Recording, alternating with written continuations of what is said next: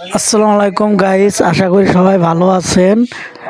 আমরাও সবাই ভালো আছি। আমাদের তিনটি প্রবাসী এক জায়গায় হয়েছি, সেই উপলক্ষে আমরা পিকনিক করেছি।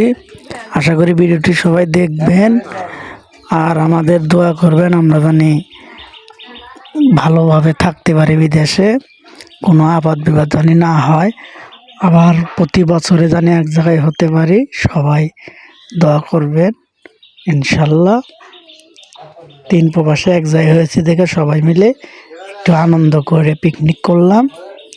সবাই ভিডিওটি দেখবেন, সাবস্ক্রাইব করে দিবেন চ্যানেলটি। আর আমাদের দুজনে ফ্লাইট 14 তারিখে আমরা চলে যাব। সবাই ভালো থাকবেন, দেশের মানুষ। আর আমাদের জন্য দোয়া করবেন, আমরা জানি বিদেশে সুখে থাকতে পারি। এটাই আপনাদের মাঝে আবদার আমাদের, ওখানে যেন কোনো বিপদ না হয়।